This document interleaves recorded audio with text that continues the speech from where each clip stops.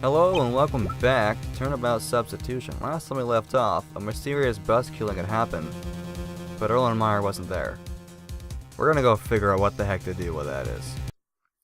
That was anticlimactic. Jeez. Larry Butts High School. Brings back memories. And what I had of the crime scene. I should follow her. I don't have any time to waste. Why didn't it just happen? I feel like that was a waste of a scene. Whatever. Biology classroom. This is it. One of the infamous mysterious bus crime scenes. If those are mice, that's where he was.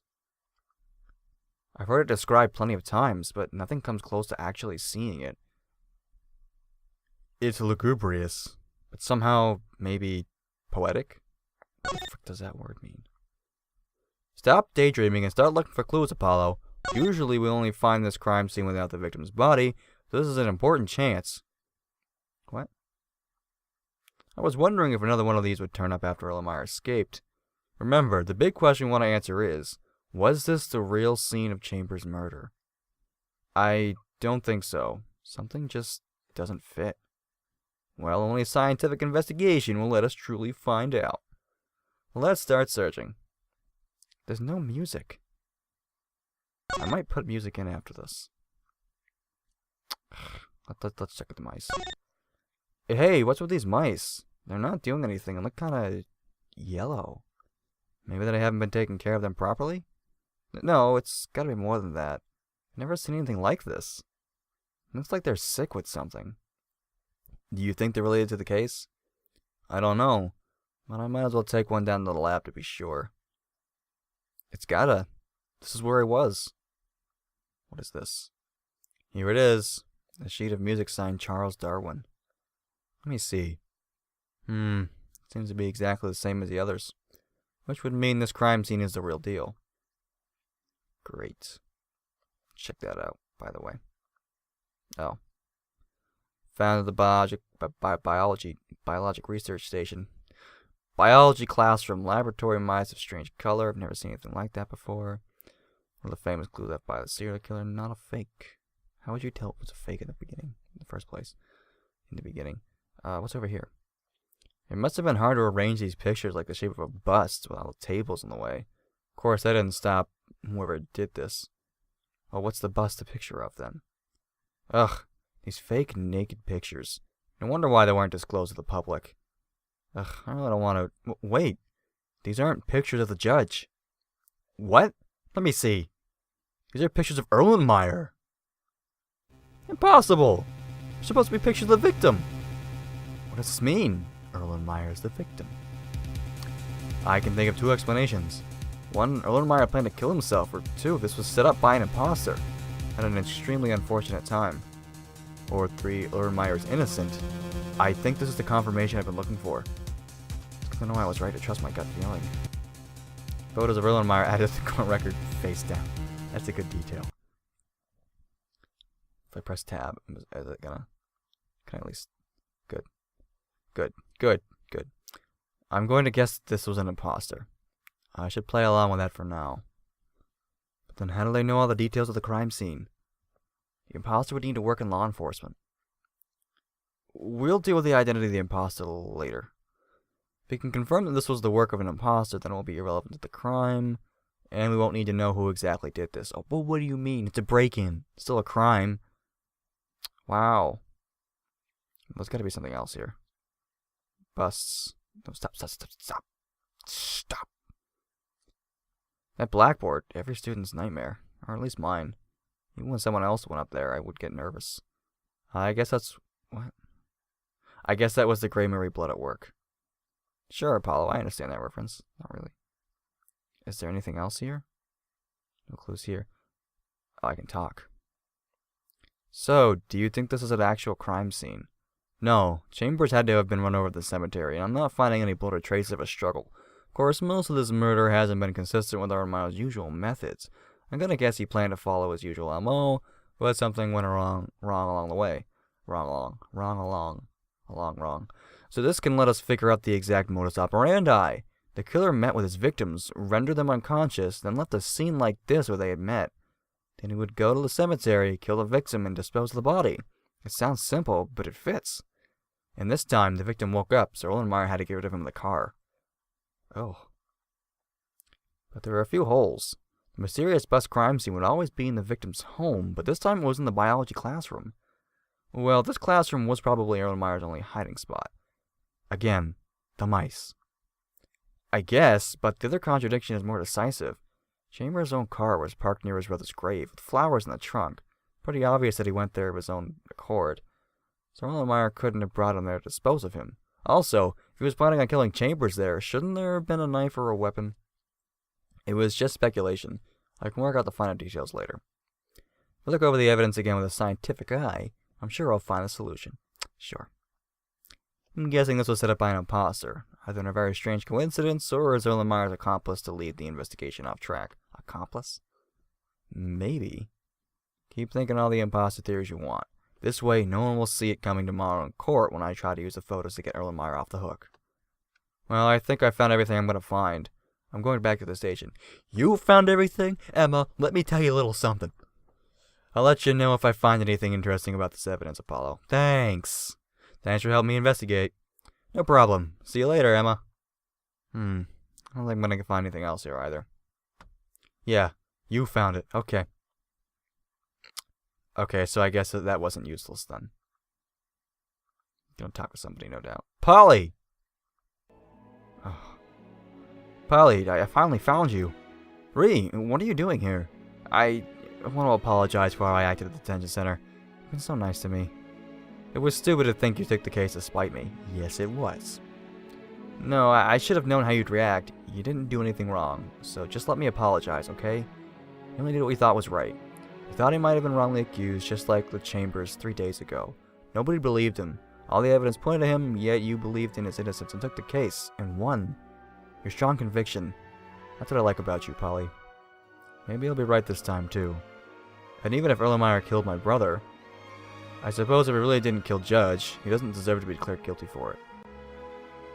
Side note, it changed tone there because that sound is for women when they talk, and the other one's for men. I think that was a bug.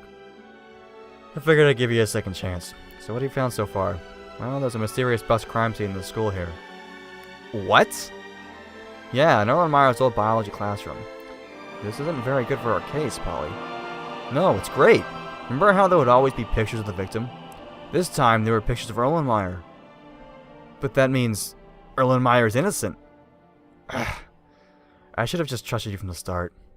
Your reaction was perfectly understandable, Rhea. Thanks, Polly. Rhea, I think I'm onto something. Something big. I think maybe Erlenmeyer isn't just innocent of this murder.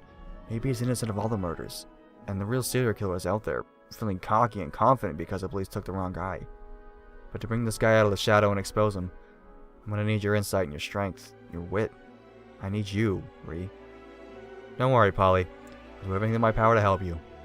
Whew. I'm glad everything is back to normal. Now then, let's continue investigating. Alright, got the duo back together, and I'm not sure where to go. Maybe I can talk with her here. No, I don't want to do any of that. Maybe if I go back to the police station? No, detention center. There we go. No, I can't do that either. Where am I going?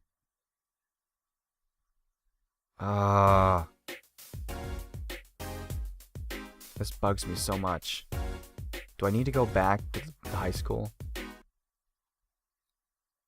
That'd be dumb. Be real dumb. Yeah, no. Maybe I need to go back to the... Yeah, that's a good idea. You guys know what I'm talking about. Talk. Okay, what if I present the mouse to her? Oh, frick. Oh, no, not this again. Look, Emma, I just want to... Can you please just help me out? No, we've been through all this. Like... Can I talk to you about anything? Back to the case. The murder occurred this morning at 1 a.m. That's the same time Erlenmeyer's prison break happened.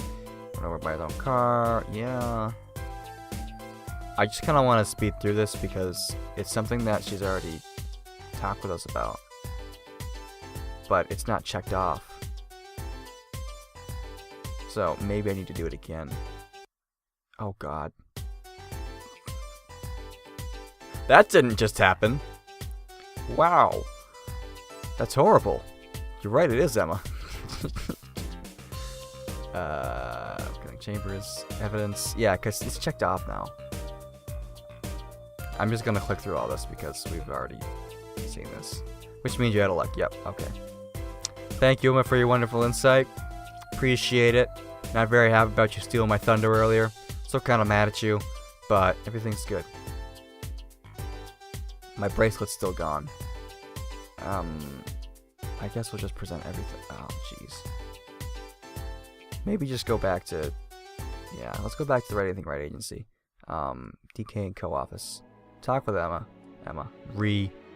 Case keeps getting on more and more complex. The second crime scene in the classroom affirms Erlenmeyer's innocence. But now I have absolutely no idea what happened. When and why Judge and the killer met, whether it was premeditated or an accident, everything I can think of contradicts the evidence at some point. One of those scenarios is the truth and can't have many contradictions. Maybe you should try thinking of it from another perspective? Why does that sound so familiar? Camera. I wish I could, but I just can't make sense of it at all. And this is the biggest hole. If Erlenmeyer's innocent, who's guilty? Well, any thoughts on the suspects? Oh. I'm actually supposed to talk with her? So any ideas on what to do? Well, I know you investigate a lot of the places by yourself, but then out here, let's do a once-over again. Ugh. Been doing some thinking about suspects. I'm convinced the murderer in this case is connected to the mysterious bus killings. Otherwise, he couldn't have made the crime scene and framed Erlenmeyer. And he had to know that Erlenmeyer escaped from prison before everyone else. Yeah, and that narrows down our list considerably. Initially, I suspected Paul Strings. Why? Well, I thought it would make more sense for him to break Erlenmeyer to jail to create an opportunity to murder Judge than just for justice. And he had that large bus in his office. Of course, he was under police surveillance the moment of the crime. Although he was Chief Justice, maybe at this point I shouldn't completely rule out the possibility that Strings pulled some strings. How many episodes? Well, we're on 19? 20? By that logic, it couldn't be Fisher either. Yeah, and that leaves us with only one person. Really? Who? Jessica Poole. You really think Mrs. Poole could be responsible for everything? Yeah, and how she fits together. Think about it. Judge said she came back to the country from the Virgin Islands to prosecute Erlenmeyer. But what if she had come back long before that, or never truly left? Most people eventually forgot about her, and those who didn't thought she was in the Virgin Islands. Of course! No one would suspect her of the crimes. Exactly. And when Erlenmeyer suddenly confessed to the crimes, she reappeared to prosecute him. She took the case to ensure that he would be sent to jail in her place. It could be the real reason she forged the evidence to have him convicted. She could even continue killing after Erlenmeyer was in prison, as long as she changed her MO. Then, when she found that Erlenmeyer broke out of prison, she told him the police would be looking for him. I'm sure she knew Strings' secret phone number. After that, she arranged to meet with him and framed him for Judge's murder. To top it all off, she had no known alibi for last night. That explains everything perfectly. You're amazing, Polly. It's still far-fetched and just a hunch. I also only have circumstantial evidence. Nothing directly incriminates her. You know what that means, right? We just have some more investigating to do. Wow. So Apollo thinks it's Poole. I mean, she turned her... Didn't she go to turn herself in? It's like the forged evidence? I mean, it would grant her a different sentence, you know. But, like... I don't know. It doesn't set well with me, but... In the next episode, we're gonna do a once-over, as Rhea suggested. Stupid as I think that is, because I know what's there. But... Anyways, we're gonna look over things with Rhea, and hopefully she can help us out. So, until next time, guys, I'll see you later.